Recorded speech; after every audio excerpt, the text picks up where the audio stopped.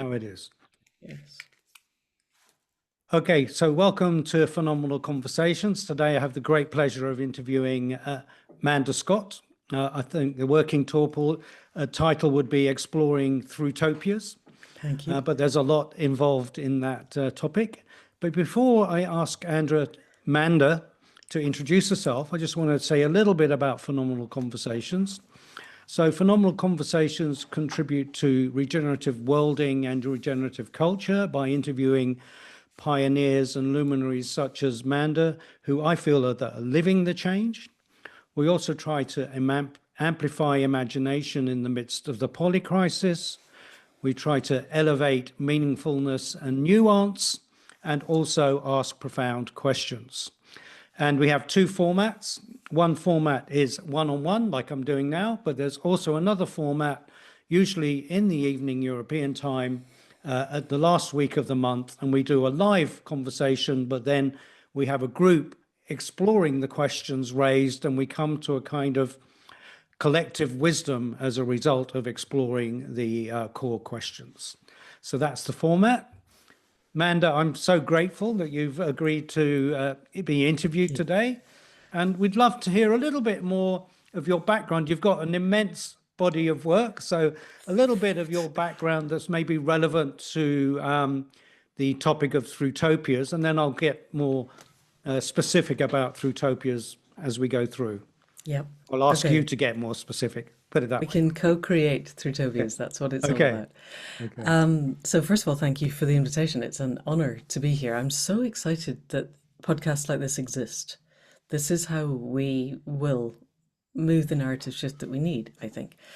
So very briefly, I used to be a veterinary surgeon. I specialized in equine neonatal intensive care, which we can put that to one side. In parallel with all of that, while I was going through vet school, even before, but I was studying what then came to be known as shamanic practice, trying to work out how to connect with the old gods of this land in a way that was real and relevant. And so those two ran in parallel for a while until that really was not looking like it was working anymore. I was teaching at Cambridge, felt that I didn't want to go down that full-on academic route, left mind, and I then began to move into being a novelist, which took a while of running two in parallel. And it was writing the Boudica Dreaming series let me step into novel writing full-time. So I had been writing contemporary crime thrillers just because I could do that without much research.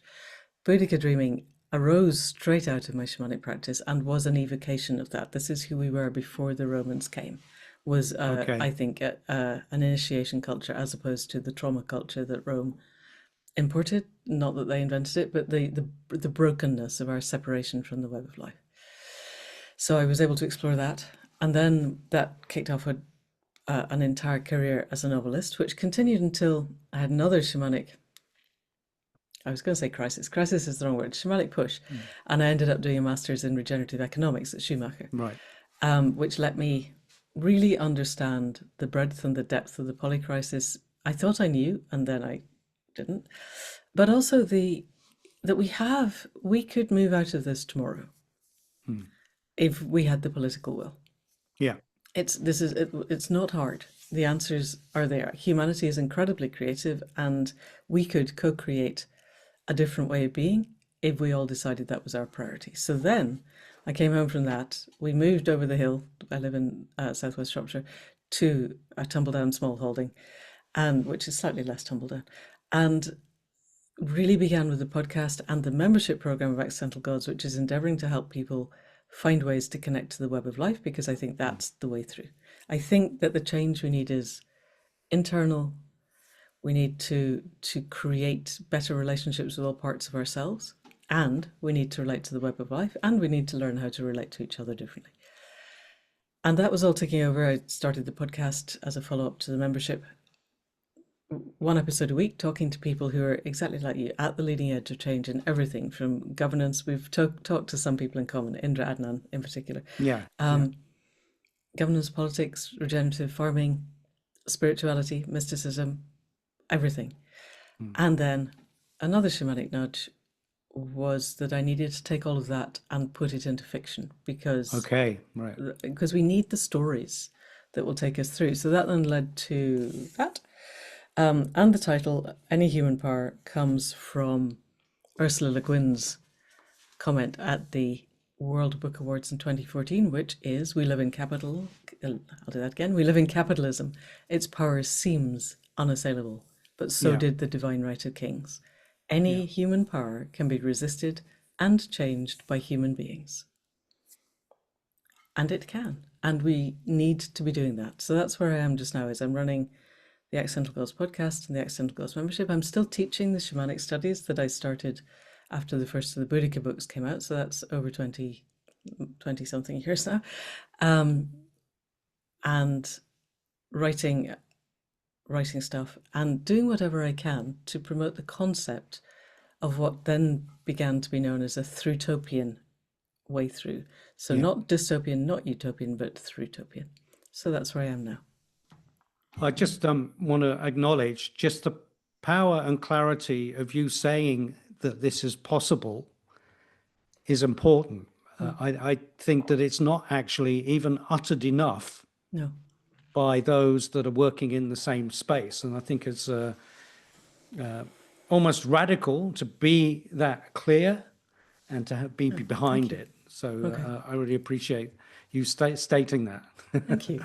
It feels obvious to me, but then I realize that it isn't necessarily obvious to everybody else. I live in a particularly small bubble surrounded by people who agree with me all the time, which is probably not healthy, actually. Yeah. So just a slightly more philosophical question that does sort of encapsulate a lot of what was in your introduction is that we are in this moment of great urgency where so much change needs to happen quickly to give us an opportunity to start to restore the earth. Yet at the same time, as you're pointing to on your podcast and your work, there's also this realm of possibility. So how do you sense those two spheres at the moment? How are you relating and responding to that, the dilemma of possibility, but also urgency at the same time? Yeah, so you've left the door wide open to Bayo Kamolafi, who says the times are urgent, we must slow down. And up to a point, I agree with that, but actually quite fundamentally, I disagree. So the times are definitely urgent. If we'd started doing this work 40 years ago, life would have been easier, but we didn't actually have the tools. Yeah. So there's a lot of, particularly cognitive neuroscience, I feel, that is in that exponential phase where the amount we learned this year is more than the total of everything we've learned in all the previous years, and will probably continue at that singularity for quite a while. And along with that, we've got tools of things like internal family systems therapy, which is so spiritually aligned. So my spiritual practice is shamanic, and I am now in IFS therapy, and it is deeply shamanic. It's really easy to bring those two together. And the core message is that in our culture, which is not how humanity evolved, it's not our birthright, it's not who we yearn to be, but it's what we've inherited and are currently perpetuating. Most of us, almost all of us, almost all of the time walk around in a state of internal civil war. And then we project that out. And so we react to triggers in the environment. We react to our fear of the moment. We react to what other people are saying or doing, and the reaction comes from parts of us that are frozen in time. And we need to do the inner work to thaw those parts so that we can respond. And I think we need to do that really urgently. But in that thawing, if we can come to a part of heart-mind cohesion, where we also connect to the web of life, and I think I can't test this because I don't know how to do it within myself, but when I fall into heart-mind cohesion, the boundaries between me and the rest of the web of life float away. They just dissolve. And so then I can ask of the web of life, what do you need of me? And then my head mind engages to endeavor to do that. If the web says we need you to write a book that feels impossible, then my head mind engages to work out how I can do that. Not my head mind trying to figure out how to fix the problem that head minds have got us into. I think this is really crucial. No problem is solved from the mindset that created it. And we think in our hubris that our head minds are dominant and right. Yeah. And that's how we end up with idiocy like geoengineering, Yeah. which, you know, the only thing you can say about that is it's guaranteed to kick off the law of unintended consequences. Yeah. Things will be worse after, and it will not fix the thing that you think you're fixing, because we're in a complex system. It's not a case of pull one lever, change the entire system. Yeah. That's not a thing. So we need to let go of the arrogance of our head minds and settle into heart mind. That takes stillness and patience. It's not a one-hit wonder. And there's a huge rush towards psychedelics from people who I think genuinely well-meaning, who think, oh, well, we need to do this, right? We'll take the tablet, that'll be it. And Yeah. that's not how the plant spirits work. No. So you can take ayahuasca as a fascist and you'll still be a fascist. Yeah. You'll just be a slightly differently oriented fascist. So it's not the job of the plant spirits to do all the work for us. No. They can assist, but I think there's a lot of the really bad kind of cultural appropriation happening around that, of people not understanding what actually is possible. And some people do, I grant, but it's, you can do anything you can do with plant spirits, you can do in the silence of your own soul.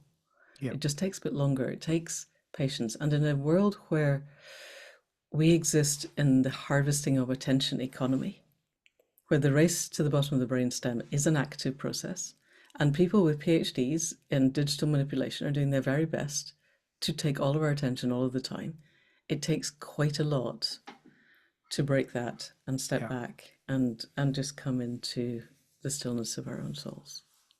Yeah, that was already a challenge before digital media.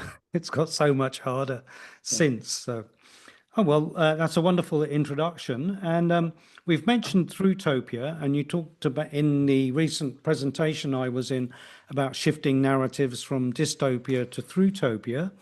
Can you explain in a bit more detail what you mean by that and why that's different from only just writing a story? Or that's what I sense. It's more than just writing a story or a narrative. So it really is. Love to hear about that. Super. Thank you for that opening. Yay. All right. So no problem is solved from the mindset that created it.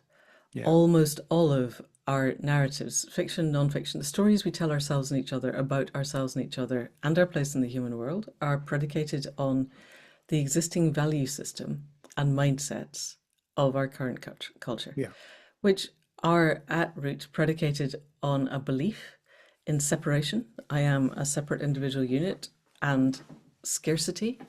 There isn't enough stuff and I have to garner stuff in order to be safe, and powerlessness. I exist in a system within which I have no power. None of these is true, but they are absolutely hegemonic within our existing system.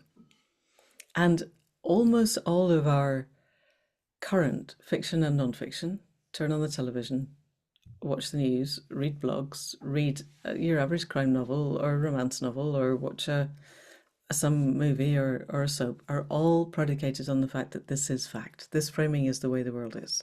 This is human nature. And it's not. But while we believe that it is, we can create that self-fulfilling prophecy. And yet, we are a storied species. Everything we do, from coming onto a podcast, listening to a podcast, changing jobs, changing house, changing partner, getting a new puppy, I'm looking for a new puppy, whatever, are all predicated on the stories we tell ourselves about how the world will respond when this has happened. And most of it is people whose respect I desire will respect me more greatly if I do X, whatever X is. We crave respect. And actually we crave mutual respect. That I can have the pride of doing what's mine to do really, really well, in good faith that the people around me are doing that, and that all of us are working towards the welfare of the collective. And I can trust the people around me to be doing their part, and they will trust me, and I will trust me.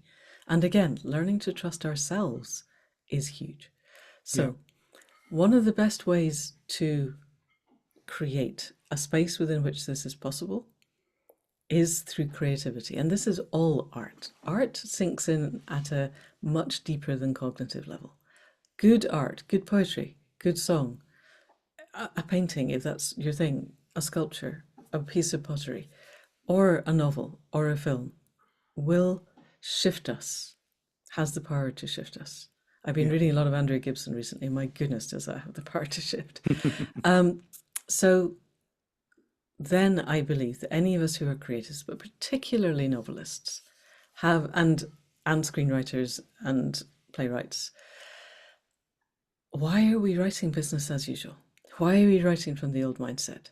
Yeah. We know from cognitive neuroscience that future memory is a thing, that my physiology responds in exactly the same way to a past event that happened as it does to a past event that I read about or saw on a television that didn't happen, or Yeah. it only happened inside my own head. And in the same way, it responds to futures that I am told will happen, and futures in the other direction that I am told could happen will evoke this a potential in my head.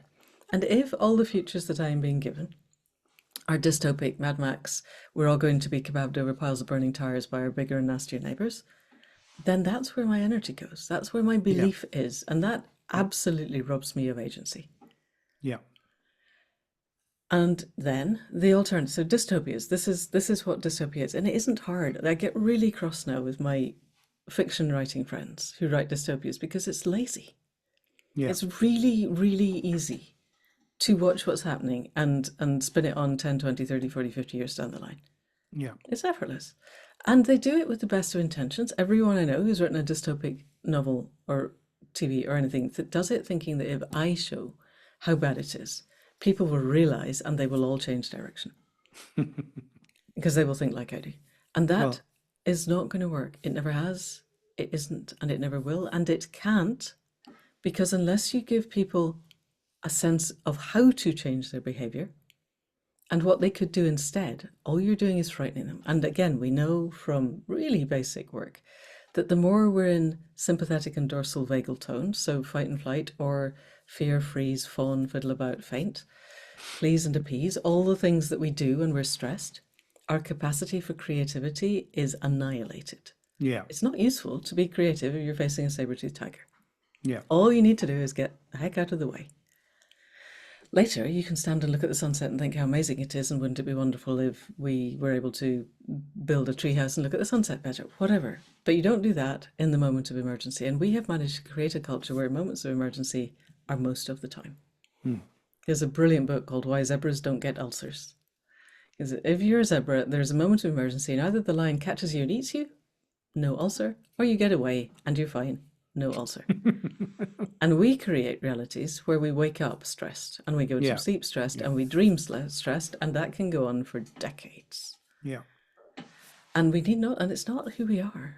We didn't evolve. You look at any forager hunter culture, they spend most of their time celebrating their existence. And even when they're doing the work, you're going hunting with your friends, you're going foraging with your friends, you're having a child surrounded by your community. When that child is born, it is cherished by everybody.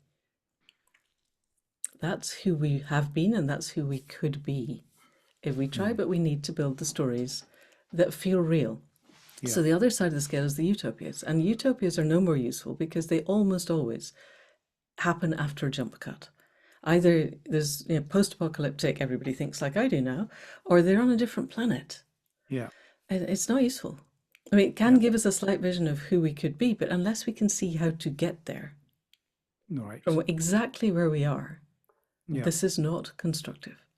So, and that's hard. When I started writing Any Human Power, my instruction, I literally sat up the hill, and that was, it took a week, but that was the instruction. And oh my goodness, how, because I've been saying to people, I'm sure this is possible. Now I have to actually write people doing it. This is really hard. And it is really hard, but it's not impossible. Yeah.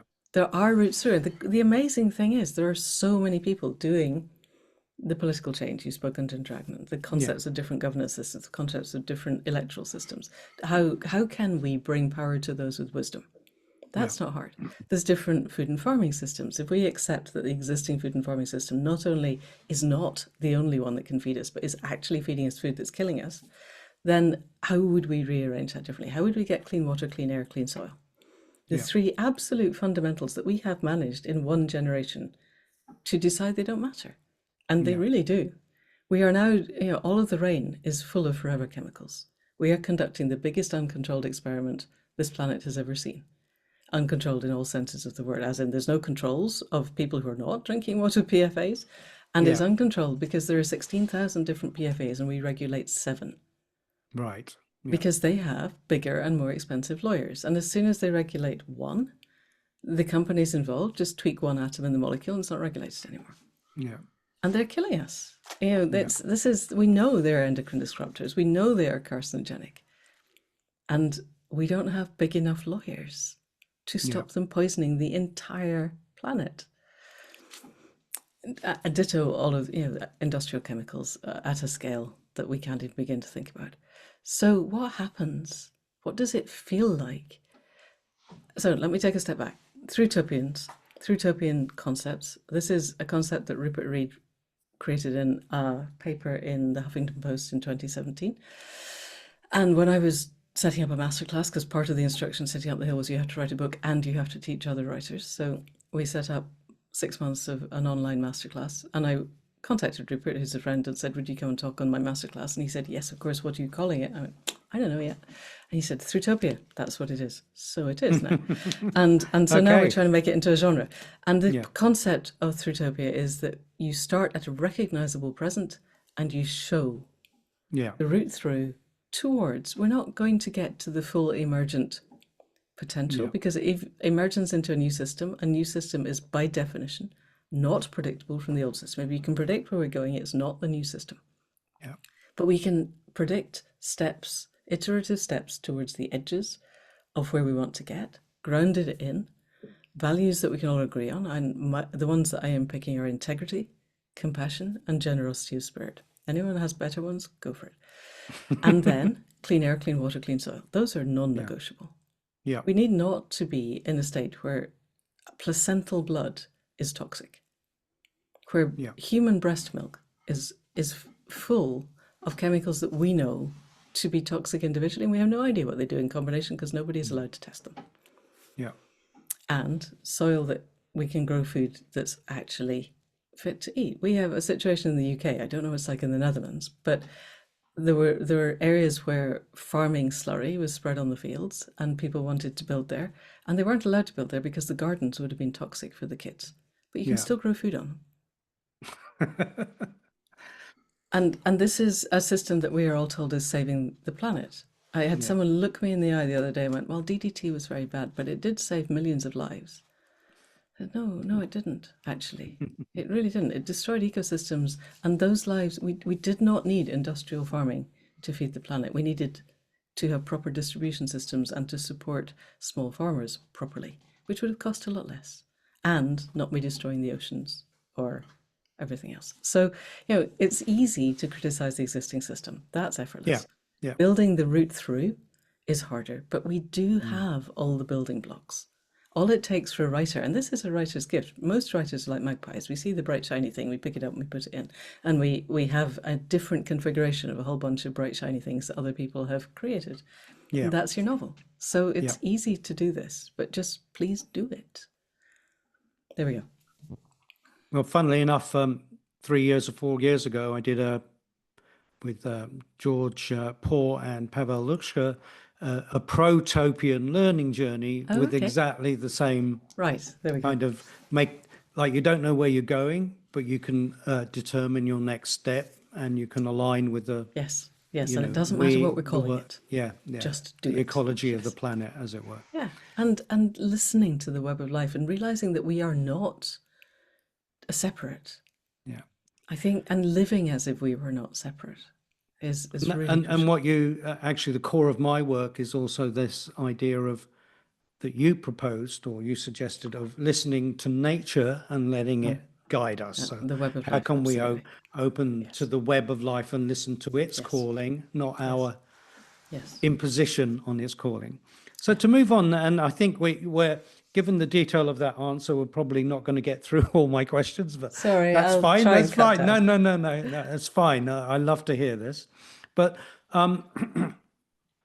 in that recent session you delivered for the Aleph Trust, you also did quite a phenomenal visualization of kind of human evolution, and it's kind of the biggest expanse you could possibly bring.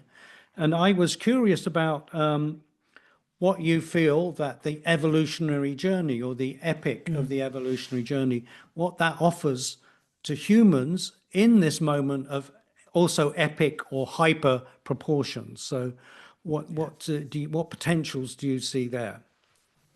So can I'm not sure I'm fully understanding what you're asking. Are you meaning, so I think this is an evolutionary moment, is that what you mean? Or are you wanting to Yeah, look yeah, at where we've been and where we not so might? much where we've been, but the Okay, recognition and awakening that this is an evolutionary okay. moment Yeah, based for on sure. that billion, 11.1 billion or However many. 13.1 Yes, billion years yes. that Yeah, humans have emerged out of that deep time process.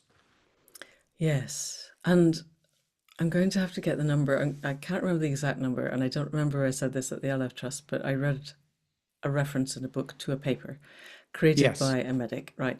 That the odds against anything living being alive on the planet at the moment are 1 over 10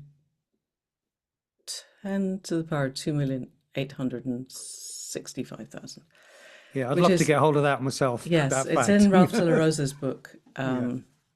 Ralph which I De can La show. Rosa. Okay, Yeah, I'll write it's that an down. IFS book, but it's in there. Yeah. I'll find it.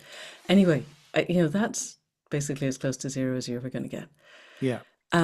And so when people go, well, it's highly improbable that, the humanity will still be here in 10 generations. Yeah, it's highly improbable that we're here now. It's actually Yeah. not that much less improbable Yeah. Yeah. because it's already vanishingly small.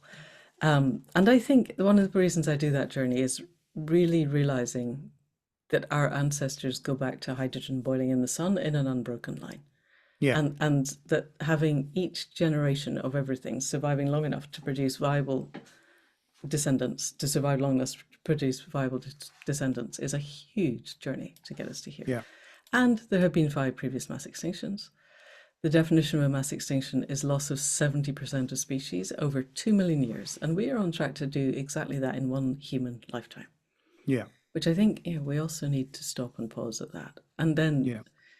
partly we look at our own culpability, but BP created the carbon footprint tracker in order to get each of us obsessing about the amount of carbon we were each creating, instead of going, you guys need to stop bringing Yeah. the stuff, leave it in the ground, just stop. And Shell now has more money than it actually knows what to do with. They're on record as saying, we have more money than we know what to do with. Well, I could think of several things, starting Yeah. with So, stop. Just stop Shell. Give every yeah. one of your employees $1 million and just stop. However, that's a separate conversation, I think, probably. So it is my belief that human evolution is the only thing that's going to get us through. Yeah. And that this needs to be conscious evolution, as in the evolution of our consciousness, consciously chosen. Yeah. And as we said, the only way to do that is to do the inner work. Yes. And I think I'm seeing a lot of spiritual bypassing. I was at an event at the weekend, and somebody was very concerned that we not talk about trauma culture and initiation culture or history or anything bad happening, because having bad thoughts was creating badness, and all we had to do is sit and have good thoughts and everything would be fine. And I want you to tell that to people starving in Gaza, and Yeah. and Yeah. look them in the eye and tell them that. And it's so, yes, we need to connect to the heart mind of the universe. Yes, we need to be absolutely heart-blazingly in love with the process of being alive. And yes, we Yeah. need to offer compassion out into the web. I think part of what a human being is here for is to build a furnace in our heart space Yeah. of gratitude and compassion and joyful curiosity, and let that flow out into the web. Totally. Absolutely. But you don't do Absolutely. that by denying that stuff is happening, or by not grieving. There's a lot of, Yeah. I will sit and be spiritual and I will have to feel nothing. And it's not, I think there's a sense of people get very afraid to sit with discomfort. Yeah. And that needs not to be a thing. And we can be broken with grief at the same time as being heart explodingly in love with being alive. Yeah. And I think, again, our culture doesn't seem to allow those two to coexist. And of course they do. And we need to come to terms with our own death. And again, our culture is terrified of death, to the point where the transhumanist movement's trying to pretend they can solve Yeah. for death. Oh, Yeah. guys, come on. Um, this is the greatest journey you will ever take, and you want to not do it? Are you kidding me? So we need to get to that point where life is an adventure and death is an adventure, and it's another rite of passage that we will face with grace and courage and self-compassion when we get to it. Yeah. And it's not like we don't have a lot of practice. Certainly the teaching I have is that every night as you go to sleep and dream, if you can hold your sense of self, a thin thread of your sense of self from when you fall asleep to when you wake up, there is, in my teaching, a reasonable chance you'll be able to hold that sense of self through the mystery as you walk forward. Yeah. And you get a lot of practice. Yeah. So it's not as mysterious as is made out to be. And if we're wrong, you have not done yourself any harm. So coming to grips, really doing the inner work of looking at our triggers, looking at the parts of us that are at war with each other, finding a way to declare a truce and then find inner peace so that all parts of ourselves collaborate in the amazing creative wonder of our system is essential. And capitalism is a disimagination machine. Yeah. And I don't think that's an accident. So what do we do to dismantle the system? And how do we build? I mean, it's self-dismantling as we speak. It is obviously falling apart around us. How can we build something built on core foundations of integrity, compassion, generosity of spirit, arise and let it rise out of the fracturing mess of the old system? Beautiful. I love the this heart burning furnace of fire of love for Earth that doesn't exclude the living reality. I also mentioned a friend of mine that's done a PhD in spiritual experience, but he doesn't, and exemplars, but doesn't engage so much with what's happening around him. I mean, he is Israeli and based in Tel Aviv, but the kind of reality of the ecological crisis doesn't enter into his or his exemplars world. So I find that a little concerning for spirituality, even though what he produces is quite beautiful. So I'm also, you mentioned utopia and also a collective co-creation of this future we desire. But up until now, and I think you referred to it, a lot of these utopian experiments, however, I grew up in the 60s, there were back to the land experiments, communal experiments, but a lot of them failed, not through lack of idealism, but lack of being able to handle our complex the social humanity. technologies. So how do you see a Thrutopian vision being able to encompass together? We have to do the inner work. Yeah. I think this is the thing that was lacking, and still, I think one of the most amazing things we could bequeath to future generations are functional social technologies that work as we heal. Yeah. Almost all, I'm looking very hard at the intentional community space. And the people who are in the ones that work say that the ones that don't work, most of them failed because of drink and drugs. Right. Okay. And so living in spaces where those two things are not part of your collective reality is quite essential, and also not going to do you any harm. I really want to set up a shamanic monastery, and part of the core thing will be no drink, no drugs. If you want to have a bottle of wine in your own space, you can do that, but it's not happening in the collective space at all, ever. Yeah. And it's not hard. People get all, this is the nature of addiction. If someone tells you you have to stop this for a week and you panic, then go and do the work. Yeah. We all have some addictions. We all have the part of us, the firefighter parts, that are trying to stop further damage. Yeah. And addictions are part of that. So being kind to ourselves and doing the inner work is absolutely crucial. We have to find ways to live in community. But I do think that the mix of modern, actually effective therapy, there's a brilliant book called something along the lines of 40 years of therapy and nothing's changed. And you talk to the people. Daniel Hillman, I think. Yes. Yeah, and somebody because referred therapy wasn't doing anything very useful. No, exactly. And now, I mean, it wasn't useless totally, but it wasn't living up to the spec. But I Yeah. think now it really can. I really think some of the more modern stuff, Thomas Hubel's work, Yeah. IFS, things like that, we Yeah. can really genuinely begin to get to grips with a grounded spirituality that is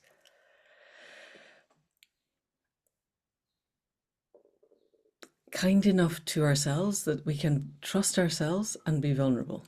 Yeah. And creating the spaces where it's safe to be vulnerable are Yeah. crucial. And I think a lot of the old communities that failed, nobody knew how to do that. And they were ego led. The people who set them up were the egos at the top. And if something is ego led, it is going to fail.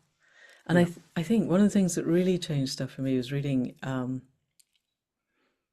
The Dawn of Everything by David Graeber and David Wengrow, Oh, yeah. Yeah. Yeah. which Yeah. is totally amazing. And the understanding that for all of human evolution, and still in the existing initiation cultures, the healed whole cultures, there are social technologies to make sure that the egos don't ever get to the top.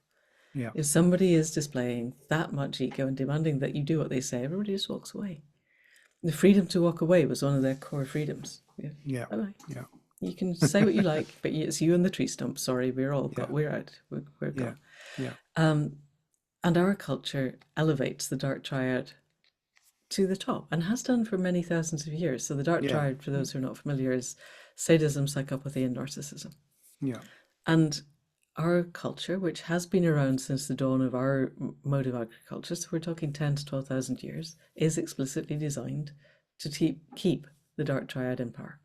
Yeah. And all of the other human cultures had very well honed social technologies to make sure that didn't happen. So the first peoples of Australia were there for at least 75,000 years. They had social technologies that lasted at least that long, and presumably before they ever got there and before it split off from Pangaea. And they had the dark triad was not a thing. Yeah. So it's possible, I think, is the really useful take home from that. Okay, well, I'm conscious of time, and I had another question that, I've been intimate. I've got a kind of unreasonable confidence that something else is possible, and I'm very tuned into possibility and potential. But often in that space of other imagined realities, I often feel that there's over-focused on the material of how things would change, but not what the intersubjective, interrelational field would look like. And to me, that's part of the reformation of our being with each other is the cornerstone of these other material systems change. But it's harder. What's your reading of that?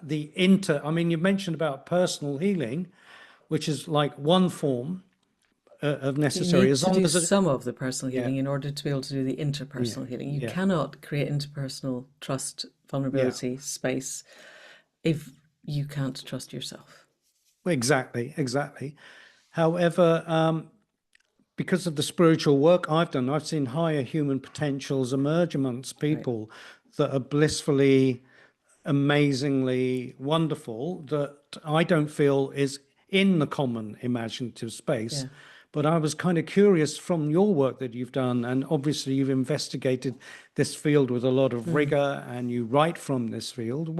What's intimations of what the social emergence could be or feel like for humans together? So do you mean in fiction, or do you mean in the lived world as it's emerging just now? Well, either. I think if you can distinguish when you describe it, but Okay, I, so I I think think there's a in lot of both. examples Yeah. Okay. Great. Yeah. in the existing world. So I think, for instance, we've mentioned Thomas Hubel. I think Yeah. his work is absolutely phenomenal. Yeah. And that's, so for people who don't know, he's kind of mixes therapy and modern mysticism, and Yeah. his thrust is towards individual, collective, and ancestral healing. Yeah.